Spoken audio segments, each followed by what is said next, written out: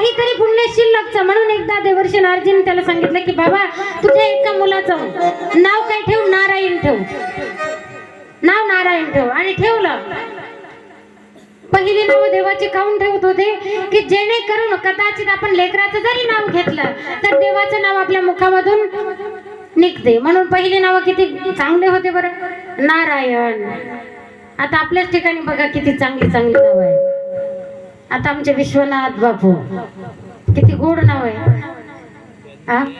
तसेच मुरलीधर दादा किती गोड नाव आहे, खूप गोड गोड. पण आता नवीन पिढीमध्ये बघा, नवीन पिढीमधले नाव आता म्हाताऱ्या बायला येणारे नाही. त्याला जर विचारलं की नातवाचं नाव काय ठेवलं, ते काय करूनच ठेवलं म्हणतात, आम्हाला काय येतच नाही ते नाव. त्या दुसऱ्याच काहीतरी नावानं आवाज देतात. एवढी विचित्र नावं, हिरोची नावं, ज्या नावाला अर्थही नाही, रंगही नाही, रूपही नाही, काहीच नाही. म्हणून पूर्वीची माणसं नावं चांगली ठेवत होती. नारायण नाव ठेवलं. परिणाम असा झाला त्या ब्राह्मणाच्या हातून नको ते कर्म घडले आणि पाप तयार झाली. त्या पापही झाले. पण ज्या वेळेस अजामेळ नावाचा ब्राह्मण मरणासक्त झाला, मरणाच्या दारामध्ये आहे, आणि त्या वेळेला आपल्या लाडक्या मुलाला आवाज दिला, बाबा नारायण, नारायण इकडे ये. पहा, मरणाच्या वेळेला त्यानं कुणाला आवाज दिला? पोराला आवाज दिला. पण नाव नारायण असल्याच्या कारणाने देवाचं नाव तोंडामध्ये आलं तर अवचट नाम आली आहे गती, पण चिंतिता ते चित्ती जवळी उभा. जर अवचट नाम आपल्या मुखामध्ये जर आलं तर आपल्याला पुन्हा जन्माला यावं लागत नाही मरणाच्या वेळेला. आणि आपण जर जाणून बुजून देवाचं नाव जर घेतलं तर चिंतिता चित्ती जवळी उभा, तो लगेच आपल्या जवळ येतो. पण तसं चिंतन असलं पाहिजे. नाहीतर काही काही चिंतनामध्ये फार मग्न असतात काही काही माणसं. असंच एक महाराज नेहमी माळ जपायचा, पण माळ जपत असताना बोलायची सवय त्याला, रामकृष्ण हरी रामकृष्ण हरी. चहा झाला का ग? आपल्या पत्नीला नेहमी म्हणायचं, चहा झाला का?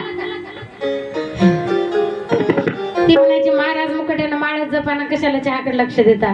पुन्हा रामकृष्ण हरी रामकृष्ण हरी रामकृष्ण. दुधाकडे मांजर आली जरा बघ. चिंतन कशाचं? संसाराचा. हातामध्ये माळ.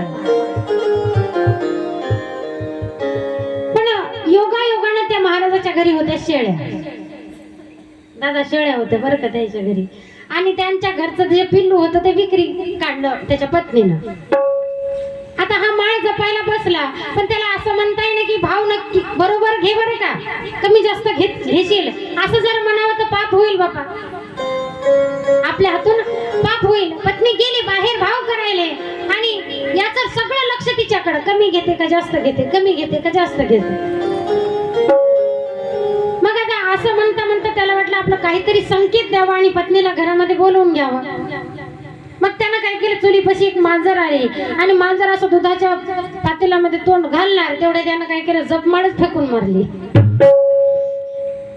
जशी जपमाळ फेकून मारली तशी त्या मांजरीच्या गळ्यात पडली आणि ती मांजरीला असं भीती वाटली. तिला शुकशुक केलं की ती किती दूर पडते. माळ गळ्यामध्ये पडल्याच्या नंतर घराच्या बाहेर पळून गेली आणि ते महाराजने पाहिलं. तिला आश्चर्य वाटलं की माझ्या घरामधली मांजर कधीपासून शाकाहारी झाली, माळ घातली तिने सुद्धा. सांगण्याचं तात्पर्य एवढंच आहे की चिंतन माणसाचं कसं असलं पाहिजे. त्रिवेणी संगमी नाना तीर्थे भ्रमणी